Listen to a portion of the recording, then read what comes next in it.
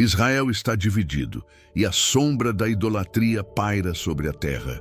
O segundo livro de Reis nos leva a uma era de reis infiéis, profetas corajosos e um Deus que não desiste de seu povo. Desde os milagres de Eliseu até a queda de Samaria, esta história revela o que acontece quando ignoramos o chamado divino, juízo inevitável, mas também uma esperança que nunca morre. O que você faria diante de uma nação à beira do abismo? Prepare-se para uma jornada épica que conecta o passado às nossas lutas de hoje, mostrando que o chamado à fé ecoa em tempos de crise. O segundo livro de Reis começa com um reino em crise espiritual. Acasias, filho de Acabe, governa Israel, mas segue os caminhos de idolatria de seus pais, adorando Baal. Ele sofre um acidente caindo de uma janela em Samaria e, ferido, envia mensageiros a Baal-Zebub, deus de Ecrom, para saber se sobreviverá. Elias, o profeta de fogo, recebe uma missão final do Senhor. Ele intercepta os mensageiros e declara: "Assim diz o Senhor, por que consultar Baal-Zebub, como se não houvesse Deus em Israel? Acasias morrerá." O rei, furioso, envia 50 soldados para prender Elias, que está no topo de um monte. O capitão ordena que desça, mas Elias responde: "Se sou homem de Deus, que fogo desça do céu e consuma vocês." Fogo cai e os 50 morrem. Um segundo grupo é enviado e o mesmo acontece. O terceiro capitão, temendo, implora por sua vida. Elias, guiado por Deus, desce e repete a mensagem a Acasias, que morre, cumprindo a profecia. Jorão, seu irmão, sobe ao trono, mas a idolatria persiste em Israel. Enquanto isso, o tempo de Elias na terra chega ao fim. Ele e Eliseu, seu discípulo, caminham de Gilgal a Betel, depois a Jericó e finalmente ao rio Jordão. Elias, sabendo que será levado, pergunta a Eliseu: "O que queres antes que eu parta?" Eliseu responde: "Quero uma porção dobrada do teu espírito." Elias diz: "Se me vires sendo levado, teu pedido será atendido." Chegando ao Jordão, Elias golpeia as águas com seu manto e elas se dividem, permitindo que atravessem a seco. De repente, um carro de fogo com cavalos flamejantes aparece e Elias é levado aos céus em um redemoinho. Eliseu grita: meu pai, os carros de Israel e seus cavaleiros." Ele pega o manto de Elias, golpeia o Jordão, e as águas se abrem novamente, confirmando que o espírito de Elias está com ele. Jovens profetas de Jericó o veem e declaram: "O espírito de Elias repousa sobre Eliseu." Eliseu começa seu ministério com milagres que mostram o poder de Deus. Em Jericó, as águas são amargas e a terra é estéril. Os homens da cidade pedem ajuda. Eliseu pede uma vasilha nova com sal, joga o sal na fonte e ora. As águas são purificadas e a terra volta a produzir. Mais adiante, em Sunem, uma mulher rica, sem filhos, acolhe Eliseu, oferecendo-lhe um quarto em sua casa. Grato, Eliseu ora e a mulher concebe um filho. Anos depois, o menino morre repentinamente. A sunamita busca Eliseu, que vai à casa, ora, deita-se sobre o menino e o calor retorna ao corpo. O menino espirra 7 vezes e abre os olhos, vivo. A mãe se prostra em gratidão, testemunhando o poder de Deus. Outro milagre acontece em Gilgal, durante uma fome. Eliseu está com jovens profetas quando um deles colhe ervas venenosas para um ensopado. Ao comerem, gritam: "Há morte na panela!" Eliseu joga farinha no caldeirão e a comida é purificada. Logo após, um homem traz 20 pães e grãos novos. Eliseu ordena que alimentem 100 homens e milagrosamente sobra comida, mostrando que Deus provê além do esperado. Mas o milagre mais marcante vem com Naamã, comandante sírio, leproso, que ouve de uma escrava israelita sobre o profeta em Samaria. Naamã vai a Eliseu, levando ouro, prata e roupas como pagamento. Eliseu, sem sair de casa, manda dizer: "Banhe-se 7 vezes no Jordão e será curado." Naamã, ofendido, acha o rio sujo e quer voltar a Damasco, mas seus servos o convencem. Ele mergulha 7 vezes e sua pele é restaurada como a de uma criança. Naamã declara: agora sei que não há Deus em toda a terra, senão em Israel. Ele oferece presentes, mas Eliseu recusa, mostrando que o poder é de Deus. Eliseu também enfrenta ameaças. Os sírios, em guerra com Israel, cercam Dotã, onde Eliseu está. Seu servo acorda e vê o exército inimigo. Desesperado, pergunta: o que faremos? Eliseu ora: Senhor, abre os olhos dele. O servo vê montes cheios de cavalos e carros de fogo celestiais protegendo-os. Eliseu ora novamente e os sírios são cegados. Ele os guia a Samaria, onde Jorão, rei de Israel, quer matá-los. Eliseu ordena que os alimentem e os libertem, e os sírios cessam os ataques por um tempo. Mais tarde, Samaria sofre um cerco tão severo que mães comem seus filhos. Eliseu profetiza alívio, e naquela noite, Deus faz os sírios ouvirem um som de exércitos, e eles fogem, deixando comida e tesouros. Samaria é salva, cumprindo a palavra do profeta. Eliseu é um farol de fé em um Israel que se afunda em idolatria. Seus milagres mostram que Deus não abandona seu povo, mesmo quando os reis falham, mas a história está longe de acabar. E o juízo divino se aproxima para aqueles que rejeitam o chamado à obediência. Israel e Judá continuam em um caminho de altos e baixos espirituais, enquanto Eliseu, o profeta de milagres, guia o povo com sinais do poder de Deus. Mas a idolatria enraizada na casa de Acabe clama por juízo, e o Senhor está prestes a cumprir as profecias anunciadas por Elias. O segundo livro de Reis nos leva agora a um momento de revolução e justiça divina, onde um homem chamado Jeú se levanta para executar o julgamento contra a dinastia de Acabe, Jezabel e os adoradores de Baal. Esta é uma história de vingança, purificação e um alerta sobre os limites da obediência, que ecoa lições profundas para todos nós. Eliseu, guiado pelo Senhor, começa a cumprir a missão dada a Elias no Monte Horebe. Ele vai a Damasco, onde Ben-Hadad, rei da Síria, está doente. O rei envia Hazael, seu servo, com 40 camelos carregados de presentes, perguntando se sobreviverá. Eliseu profetiza: diga que ele se recuperará, mas o Senhor me mostrou que ele morrerá. Então, Eliseu chora, porque Deus lhe revelou que Hazael será rei e trará destruição a Israel, queimando fortalezas, matando jovens e ferindo mulheres e crianças.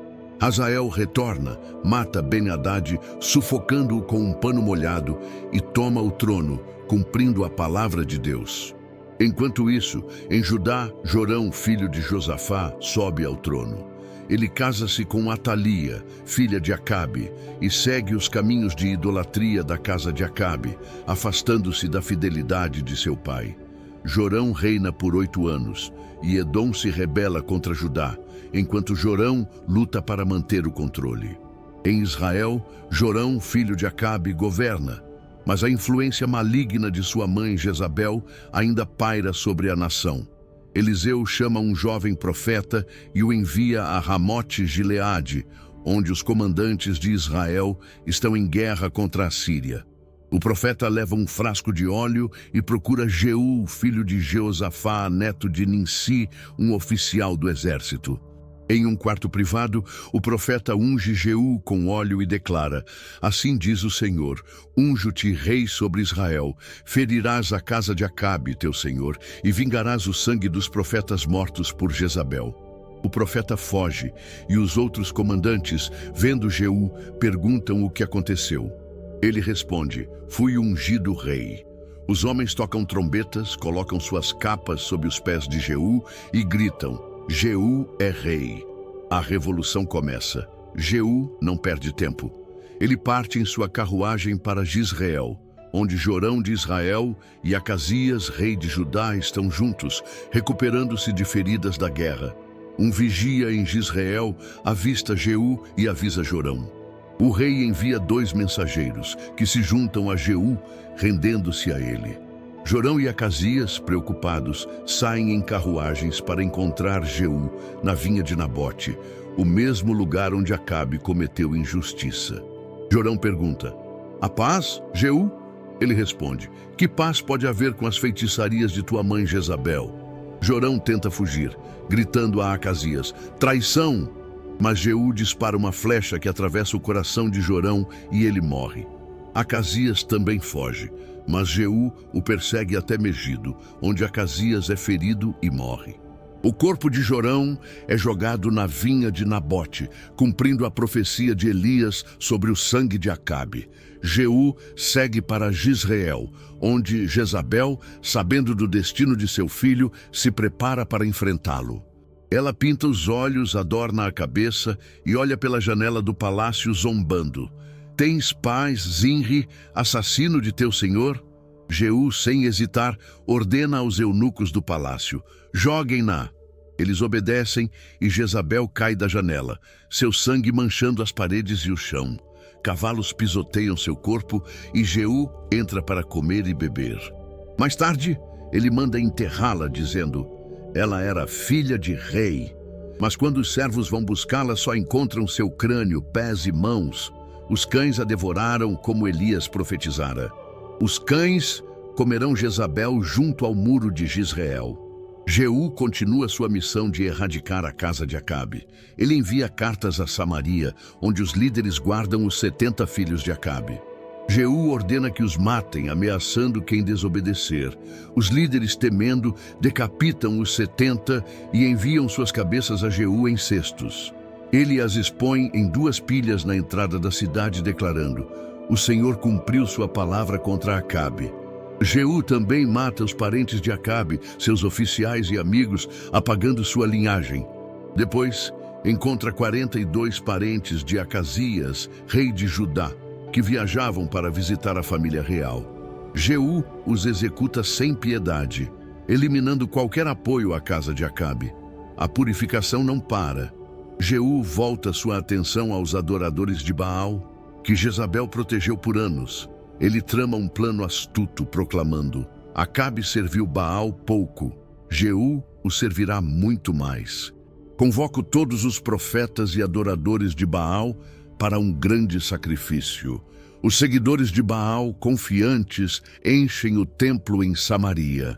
Jeú finge oferecer sacrifícios, mas dá vestes especiais aos adoradores para identificá-los. Ele ordena a 80 homens armados: "Quando eu der o sinal, matem todos. Quem deixar um escapar, pagará com a vida." Jeú entra no templo, oferece o sacrifício e então grita: "Agora!" Seus homens massacram os adoradores de Baal, destroem o templo e transformam o local em latrina, apagando a idolatria de Baal de Israel. Jeú reina por 28 anos, mas sua obediência é incompleta. Ele destrói Baal, mas não remove os bezerros de ouro que Jeroboão ergueu em Betel e Dan, permitindo que o povo continue na idolatria.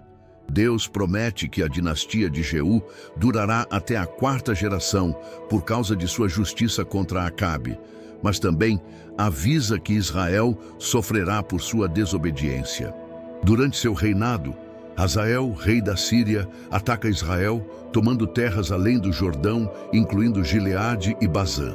Jeú, que começou como um instrumento de juízo divino, não lidera o povo de volta ao Senhor com um coração inteiro. Em Judá, Atalia, mãe de Acasias, toma o poder após a morte do filho. Ela mata todos os herdeiros do trono, exceto Joás, um bebê escondido pela princesa Jeosaba e seu marido, o sacerdote Joiada, no templo. Atalia governa por 6 anos, espalhando idolatria e violência. Enquanto isso, Joás cresce escondido, protegido por Deus para restaurar a linhagem de Davi. A revolução de Jeú trouxe justiça, mas também caos, e a história de Israel e Judá está longe de terminar. O que significa obedecer a Deus pela metade? Jeú cumpriu a missão de destruir a casa de Acabe, mas não arrancou a idolatria de seu coração. Sua história nos desafia a perguntar: estamos servindo a Deus com todo o nosso ser ou apenas quando nos convém? O segundo livro de Reis está apenas começando a revelar o preço da desobediência e o poder da verdadeira fé. O segundo livro de Reis revela um Israel e Judá à deriva, onde a revolução de Jeú trouxe justiça temporária, mas não curou a idolatria que corrói suas raízes. Enquanto Judá encontra uma centelha de esperança com Joás, Israel caminha para o abismo. A casa de Acabe foi destruída, mas os bezerros de ouro em Betel e Dan permanecem e a ira de Deus se aproxima. Esta é a história da queda de Samaria, o exílio das 10 tribos e o esforço de um jovem rei para restaurar a fé em Judá, um aviso poderoso sobre as consequências de se afastar do Senhor e um convite a refletir sobre nossa própria fidelidade. Em Judá, Atalia governa com mãos ensanguentadas após a morte de Acásias. Ela massacra os herdeiros do trono, mas Jeozaba, irmã de Acasias e esposa do sacerdote Joiada, salva Joás, um bebê de 1 ano, escondendo-o no templo por 6 anos. No 7º ano, Joiada reúne os líderes militares e sacerdotes, planeja um golpe e coroa Joás rei.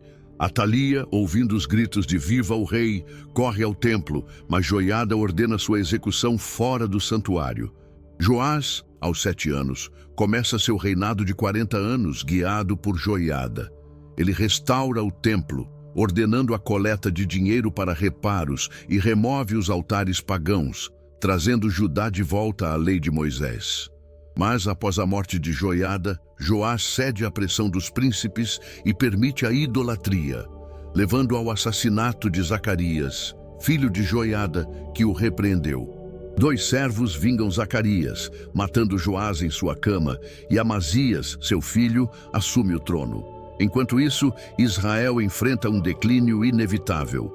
Jeú morre e seu filho Jeoacás reina por 17 anos, seguindo os pecados de Jeroboão, adorando os bezerros de ouro. Hazael, rei da Síria, oprime Israel, reduzindo seu exército a 50 cavaleiros, 10 carros e 10.000 soldados a pé. Joacás clama a Deus, e o Senhor envia libertação, mas ele não abandona a idolatria.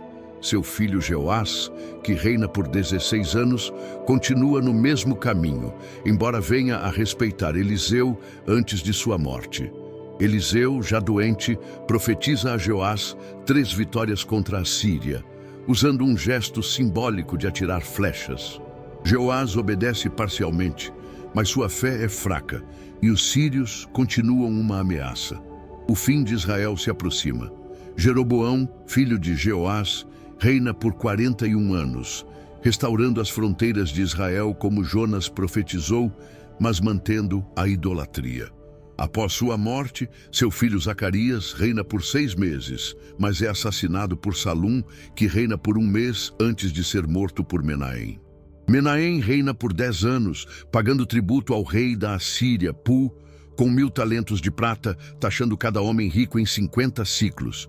Seu filho Pecaías reina por 2 anos, mas é morto por Peca, que reina por 20 anos. A corrupção e a idolatria crescem, e Deus usa a Assíria como instrumento de juízo. Em 722 a.C., Salmaneser, rei da Assíria, cerca Samaria por 3 anos.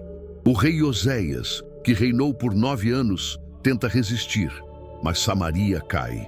Os assírios deportam as 10 tribos, espalhando-as entre as nações, e povoam a terra com estrangeiros que trazem seus próprios deuses, marcando o fim do reino do norte. Em Judá, Amazias sucede Joás e reina por 29 anos. Ele mata os assassinos de seu pai, mas obedece apenas parcialmente à lei, permitindo altares locais. Ele derrota Edom, mas sua arrogância o leva a desafiar Jeoás de Israel. Em uma batalha em Bet-Semes, Judá é derrotado e Amazias é capturado. Jeoás quebra as muralhas de Jerusalém, saqueia o templo e leva Amazias como prisioneiro. Anos depois, conspiradores matam Amazias e seu filho Azarias, de 16 anos, assume, reinando por 52 anos. Azarias, também chamado Uzias, é fiel a Deus no início, reconstruindo Elate e fortalecendo Judá, mas depois cede à idolatria, sendo punido com lepra até sua morte. A queda de Israel é um grito de alerta.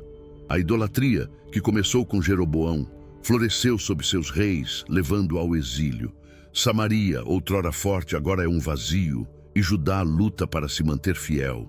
Joás trouxe renovação, mas a pressão do pecado o desviou. O que nos ensina essa história? Que o chamado de Deus exige obediência completa, não apenas palavras ou ações parciais. Israel caiu porque rejeitou o Senhor, mas Judá ainda tem uma chance. E a promessa de restauração sussurra no horizonte. O segundo livro de Reis nos desafia. Estamos ouvindo o chamado em nossos próprios tempos de crise. O reino de Israel foi levado ao exílio, suas 10 tribos espalhadas pela Assíria, e Judá, o último bastião da promessa de Davi, agora enfrenta seu próprio destino. O segundo livro de Reis nos guia pelos últimos capítulos de Judá, onde reis oscilam entre fidelidade e idolatria, enquanto o juízo de Deus se aproxima como uma tempestade inevitável. Mas mesmo nas cinzas da destruição, o Senhor sussurra uma promessa de esperança, um lembrete de que sua aliança nunca falha. Esta é a história do exílio de Judá, dos reis que tentaram mudar o curso da história e da misericórdia divina que aponta para um futuro de restauração. Acás, filho de Jotão, sobe ao trono de Judá aos 20 anos e reina por 16 anos. Diferente de seu avô Azarias, Acás mergulha na idolatria, queimando incenso em altares pagãos e até sacrificando seu filho ao fogo, imitando as nações que Deus expulsou. Quando Rezim, rei da Síria, e Peca, rei de Israel, atacam Judá, Acás busca ajuda na Assíria, enviando ouro e prata do templo ao rei Tiglat-Pileser. A Assíria derrota os inimigos de Acás, mas ele se torna vassalo, copiando um altar pagão de Damasco e profanando o templo, substituindo o altar de bronze por um pagão e mudando os rituais para agradar ao rei assírio. Ezequias, filho de Acás, sobe ao trono aos 25 anos e reina por 29 anos. Ele é um raio de luz em meio à escuridão, fazendo o que é reto aos olhos do Senhor, como Davi, seu antepassado. Ezequias destrói os altares pagãos, quebra a serpente de bronze que Moisés fez, pois o povo a adorava como ídolo, e restaura o culto no templo, celebrando a Páscoa com todo Israel e Judá. Ele confia no Senhor quando Senaqueribe, rei da Assíria, invade Judá, sitiando Jerusalém. Senaqueribe zomba. Nenhum Deus pode deter minha mão. Ezequias ora e Isaías profetiza que Deus lutará por Judá. Naquela noite, o anjo do Senhor mata 185.000 assírios, e Senaqueribe retorna a Nínive, onde é assassinado por seus filhos. Ezequias adoece mortalmente, mas clama a Deus, que lhe concede mais 15 anos de vida, fazendo a sombra do sol retroceder 10 graus como sinal. Manassés, filho de Ezequias, sobe ao trono aos 12 anos e reina por 55 anos, o mais longo reinado de Judá, mas também o mais sombrio. Ele restaura a idolatria, construindo altares a Baal, adorando astros, colocando um ídolo no templo e sacrificando seus filhos ao fogo. Manassés enche Jerusalém de sangue inocente, levando Judá a pecados piores que os das nações pagãs. Deus fala por meio de profetas. Por causa de Manassés, entregarei Judá nas mãos de seus inimigos e Jerusalém será destruída. Perto do fim, Manassés é capturado pela Assíria, levado com anzóis à Babilônia, mas se arrepende e Deus o restaura ao trono. Ele remove alguns ídolos, mas o dano está feito. Amon, filho de Manassés, reina por 2 anos, seguindo os pecados de seu pai, adorando ídolos e rejeitando a reforma tardia de Manassés. Seus servos conspiram e o matam, e o povo coloca Josias, filho de Amon, no trono aos 8 anos. Josias reina por 31 anos e se torna um dos maiores reis de Judá.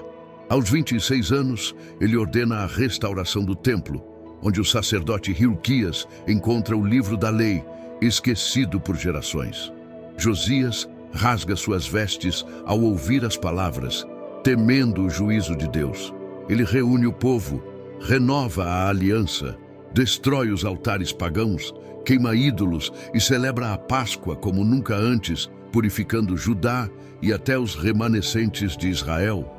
Mas a profetisa Hulda avisa que o juízo contra Judá é inevitável por causa dos pecados passados, embora Josias seja poupado por sua fidelidade. Josias morre em batalha contra Neco, rei do Egito, em Megido, e Judá chora sua perda. Os últimos reis de Judá aceleram o caminho para o exílio. Jeoacás, filho de Josias, reina por 3 meses antes de ser preso por Neco, que coloca Eliaquim, outro filho de Josias, no trono, renomeando-o Jeoaquim. Jeoaquim reina por 11 anos, servindo ao Egito e depois à Babilônia, mas é idólatra e opressor, cobrando altos impostos para pagar tributos a Nabucodonosor. Nabucodonosor invade Judá e Jeoaquim morre. Seu filho Joaquim, de 18 anos, reina por 3 meses, mas Nabucodonosor cerca Jerusalém e Joaquim se rende.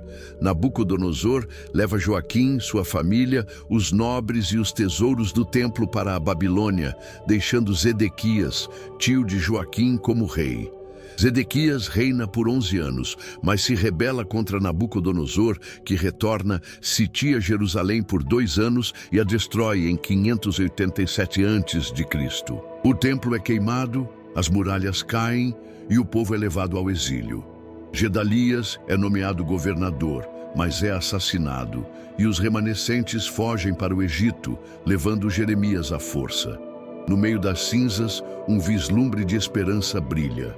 Após 37 anos de cativeiro, Evil-Merodach, rei da Babilônia, liberta Joaquim da prisão, dá-lhe roupas novas e o coloca à sua mesa, tratando-o com honra. A linhagem de Davi sobrevive, e a promessa de Deus sussurra: haverá redenção. O segundo livro de Reis termina com Judá exilada, mas o plano de Deus não falha. Ezequias e Josias mostraram que a fidelidade traz bênçãos, mas o pecado coletivo levou à ruína. O que você faria se sua nação enfrentasse o juízo divino? A história de Judá nos desafia a buscar a Deus com todo o coração, sabendo que sua misericórdia nunca acaba, mesmo nos tempos mais sombrios. O segundo livro de Reis é uma jornada de fé, juízo e promessa. Eliseu trouxe milagres, mostrando o poder de Deus, enquanto Jeú executou o juízo contra a idolatria de Acabe. Israel caiu sob a Assíria, e Judá, apesar dos esforços de Ezequias e Josias, enfrentou o exílio na Babilônia por causa de seus pecados.